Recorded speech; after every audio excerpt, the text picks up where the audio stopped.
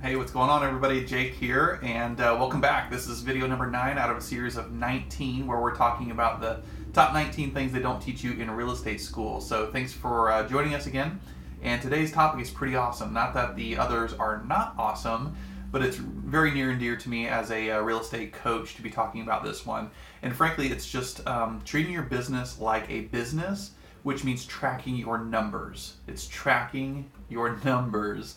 So that being said, when somebody asks you, what do you do for a living? How do you respond? Most of you probably respond that I'm a realtor, I'm a real estate agent, I'm in the real estate profession, I'm in sales, something like that, which is all true. But I want you to consider responding that next time somebody asks you that, I run a real estate business. All right? Pretty simple, right? I run a real estate business because guess what? That's what you do. You are a business owner. You are the CEO of a real estate business. Regardless of what company you may work for, you are running a business if you decide you want to treat it like a business versus a hobby. So today is all about tracking your numbers. And when I say that, there's a great book that I've read. I'm actually reading it for the third time as I record this, called The 4 Disciplines of Execution. So if you have not read that book or listened to it on audio, I would definitely highly recommend listening or reading to The 4 Disciplines of Execution. In that book, they talk about leading measures versus lagging measures. And this isn't rocket science. We've all heard this in math class or whatever.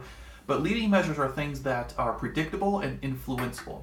I can influence it. It's predictable. I can measure it and be able to do things to increase or decrease, whatever the case may be, that particular leading measure. I think far too often many people gauge their success, especially in something like real estate, based on lagging measures, meaning how much money they've earned. Potentially even how many appointments they've gone on could be considered maybe a lagging measure. It kind of floats in between.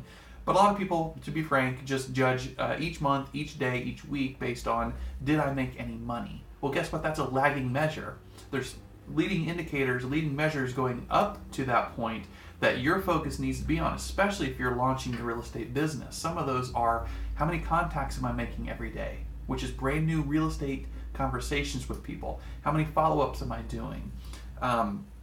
Things of that nature. So anyways, it's within your control, it's predictable, you can have an influence on the outcome. It's got to be on your radar, and it starts from day one. If you're not tracking your business or tracking your numbers, you're running it on a state of emotion, and that's probably not going to work out very well for you.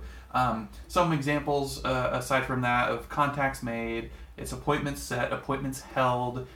You would want to track your conversion ratios. Out of how many appointments do I go on, do I actually convert to a listing taken or even a closed home? There's all kinds of different metrics that you can begin to watch and monitor. It's no different than, why do they not keep scoring something like T-ball and everybody gets a participation award, yet they track, certainly in the big leagues, they track every single statistic you can imagine because it matters. There's a game on the line, and by chance, those are the people making the most money who are the best at what they do in the entire world. So how is your business going to be run? Are you going to decide to track numbers and treat it like a business?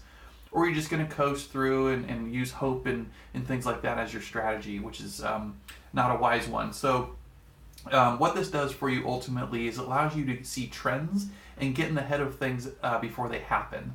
So I am a massive proponent. I know I'm going to sound like a broken record on this, and I don't care about 90 days. It takes 90 days to create or lose momentum in business. And so what that means is you're going to get caught up in the whirlwind when all these things begin to happen. And if you're truly watching your leading indicators, you may see there could be a tendency for the number of contacts made every single day to go down, because it just gets so busy and hectic and you're caught in the whirlwind that you lose sight of lead generation and the things that brought you the business in the very first place. So all these flags begin to go off, and you can always trace it back to the activity I did or did not do produced the outcome I did or did not get. Again, it's not rocket science, but you have to know your numbers, you have to track it.